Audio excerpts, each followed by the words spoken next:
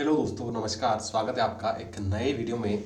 आज अपन बात करेंगे कि क्रूड ऑयल का पूरे वीक का क्या मूवमेंट हो सकता है, क्या सपोर्ट एंड रेजिस्टेंस बन सकते हैं, क्या खबरें हैं जिसका इम्पैक्ट आने वाले दिनों में क्रूड ऑयल पे देखने को मिलेगा और वो एक मेजर रेजिस्टेंस या सपोर्ट बनेंगे दोस्तों। इसलिए वीडियो को पूरा देखना, पूरा डिटेल में आपको पूरे वीक की रिपोर्ट मिल जाएगी और उसके बेसिस पे आप आराम से अपने ट्रेड को अच्छे से एग्जीक्यूट कर पाओगे। वीडियो को स्टार्ट करो इससे पहले दोस्तों एक बात बोलना चाहूंगा कि यार ये चैनल मैंने ओनली एंड ओनली एमसीएक्स के लिए, specially silver, crude, gold and natural gas के लिए बनाया है। तो प्लीज अगर आप नए हैं तो इस चैनल को सब्सक्राइब कर लीजिए। ठीक है, तो चलिए शुरू करते हैं। तो सबसे बड़ी जो न्यूज आ रही ना वो आ रही है हमारे यूएस से। यूएस की न्यूज को बाद देखेंगे, पहले जो इंपॉर्टेंट चीज है वो देख लेते हैं।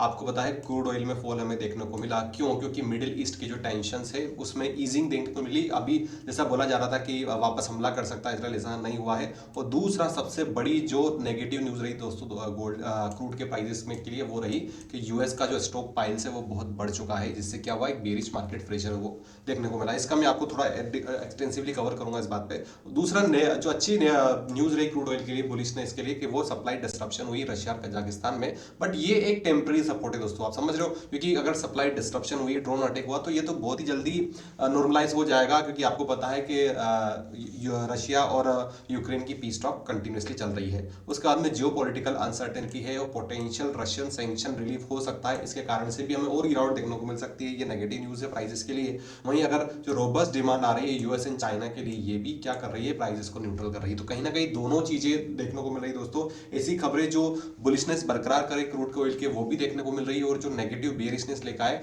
वो भी हमें देखने को मिल रही है। ठीक है, तो अभी जो फ्रेश कैटलिस्ट जैसे कि सप्लाई डिस्ट्रप्शन और अगर स्ट्रॉन्ग डिमांड अगर वापस बढ़ते हैं दोस्तों, तो वापस एक बुलिशनेस हमें देखने को मिल सकती है।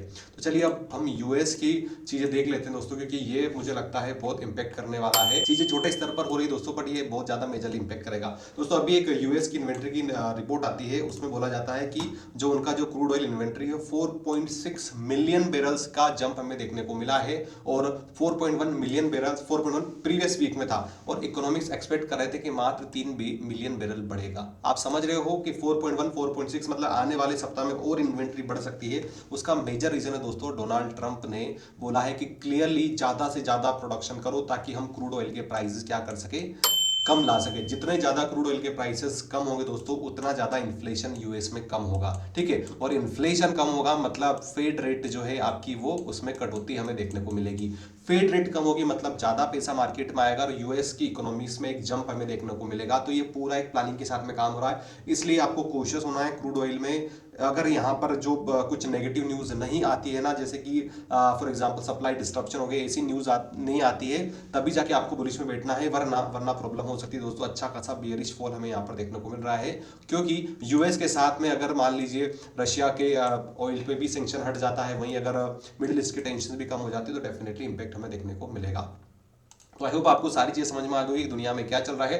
नेक्स्ट वीक में हमारी नजर रहेगी दोस्तों की जो यूएसए और रशिया की जो पीस टॉक है वो कंटिन्यू होती है, जिसमें यूक्रेन को भी अगर शामिल किया जाता है। और जैसा आपको पता है कि मंडे को रशिया ने बोला है कि हम विक्ट्री डे घोषित करेंगे, ऐसा कुछ होता है और सारी चीजें नॉर्मलाइज होती है, तो डेफिनेटली एक बड़ी फॉल भी हमें देखने को मिल सकता है। वहीं अगर पीस टॉक में रुकावट आती है कि मान लीजिए थोड़े दिन रुक जाते हैं वो, कि यार अभी पीस टॉक नहीं होगी, कंटिन्यू रहेगी, तो फिर वापस ऑयल के प्राइसेस में बढ़ोतरी भी देखने को मिल सकती है। दोनों चीजें हो सकती है। तो हम चलते हैं इसके सपोर्ट रेजिस्टेंस को डिटेल में समझते हैं। देखो ये मैंने आपके सामने डे चार्ट लगा रखा है, आप देख रहे हो ये डे चार्ट है। कुछ इस प्रकार से मूवमेंट हो रहा है क्रूड ऑयल में। लास्ट टाइम पे 10 जनवरी को उसने ब्रेकआउट करने की कोशिश की थी दोस्तों, ब्रेकआउट एक्चुअल में सक्सेस नहीं हो पाया। 6139 से कंटिन्यूसली गिरावट हमें देखने को मिल रही है, अभी 6129 है। और अभी अगर आप देखोगे ना, तो जो 4 दिन का मंडे के दिन आप देखोगे, तो ये जो मंडे की कैंडल थी बुलिश थी, 3-4 दिनों तो कंटिन्यूसली बुलिश मूवमेंट रहा, और लास्ट में एक सारा बुलिश मूवमेंट एक ही कैंडल में दोस्तों हमें नीचे लेकर आ गया क्रूड ऑयल को। तो ये चीज का हमें ध्यान देना है दोस्तों कि जब भी क्रिटिकल सपोर्ट या रेजिस्टेंस पे कोई चीज होती है, तो वहां पर डेफिनेटली वो चीजें रिएक्ट करती है। इसलिए हमें प्रीवियसली ही अपनी पोजीशन को बुक कर लेना चाहिए। यहाँ पर जो पोजीशन थी 6280, यहाँ पर जिसने भी अपनी पोजीशन को बुक किया होगा डेफिनेटली वो प्रॉफिट में रहा होगा, और जिसने सोचा होगा यहाँ पर ब्रेकआउट होगा, उसका जितना भी उसने लगाया था सब ऑलमोस्ट बराबर हो गया है। चलिए, तो अभी इस कैंडल को अगर हम देखें ना दोस्तों, तो ये एक बेरिश कैंडल है, प्रॉपर बेरिश कैंडल है। तो क्या इसमें डरने की जरूरत है? बिल्कुल भी डरने की जरूरत नहीं दोस्तों, जब तक ये जो सपोर्ट है आपका 6129 से लेके 6028 है ना। वापस बता देता हूँ, 6129 से 6028, 6130 से लेके 6080, इसके ऊपर आपका ऑयल पॉजिटिव ही है, डरने वाली बात नहीं है। यहाँ पर हो सकता है कल के दिन में अगर यहाँ पर एक बुलिश कैंडल बनती है तो वापस अपसाइड मूवमेंट हमें देखने को मिलेगा। पहली कंडीशन, अगर बुलिश कैंडल क्लोज मतलब अपसाइड वापस मूवमेंट मिल सकता है। दूसरी कंडीशन दोस्तों कि कल के दिन अगर गिरावट आती है 6080 के नीचे अगर क्रूड ऑयल क्लोज हो जाता है ना, तो फिर डेफिनेटली गिरावट का दौर वापस हमें देखने को मिलेगा, क्योंकि अच्छा खासा पुल बैक ले चुका है और यहाँ से चांसेस है कि ये डाउन साइड में आ जाए। ठीक है, तो इस लेवल का आपको ध्यान रखना है। डाउन साइड में जो सपोर्ट हमें देखने को मिल रहे हैं, अगर ये गिरावट जारी रहती है तो ये सपोर्ट मेजरली जो वीक में आने वाले सप्ताह में हमें देखने को मिल सकता है, वो ये वाला सपोर्ट है दोस्तों, ये वाला 5913 का क्या रहेगा सपोर्ट, 5913। ठीक है, मैं यहाँ पर मार्क कर दे रहा हूँ 5913 या 5900, ये आपका मेजर सपोर्ट है।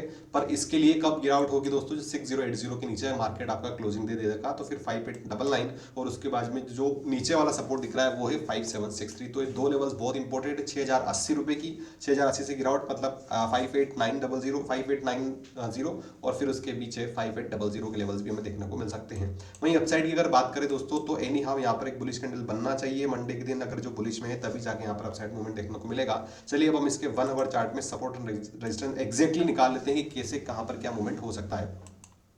देखिए ये जो लेवल है ना, ये जोन जिस प्रकार से यहाँ पर कंसोलिडेशन हुआ था फिर अपसाइड मूवमेंट गया था, यहाँ पर अगर मैं और प्रिसाइसली देखें, अगर मंडे के दिन यहाँ पर हाफ एन आवर के चार्ट में यहाँ पर 2 से 3 कैंडल बुलिश बन जाती है, छोटी छोटी सही बट यहाँ पर बुलिश बन जाती है, तो वापस अपसाइड मूवमेंट भी हमें देखने को मिल सकता है दोस्तों। उस कंडीशन पे आपको प्लान करना है कि पहला लेवल जो हमारा अपसाइड में आएगा 6176, क्या आएगा 6176। दूसरे लेवल्स के लिए हम जाएंगे, वो रहेगा ये वाला लेवल, वो रहेगा 6202।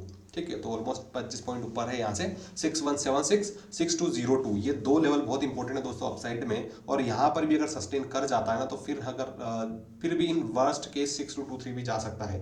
वर्स्ट केस इसलिए बोल रहा हूँ दोस्तों क्योंकि अल्टीमेटली अगर यहाँ पर गिरावट आनी है तो कुछ इस प्रकार से गिरावट हमें देखने को मिलेगी। ये गिरावट हुई, ये पुल बैक, ये गिरावट, ये पुल बैक, तो ये 6223 का लेवल्स हमें यहाँ पर दिख रहा है। देख रहा है अभी अगर इस लाइन को मैं ड्रॉ करता हूँ तो कुछ इस प्रकार से यहाँ पर गिरावट हमें देखने को मिल सकती है। तो 6220, 6220, 6220, 6180 इंपोर्टेंट रेजिस्टेंस है और ये इंपोर्टेंट लेवल है अपसाइड की।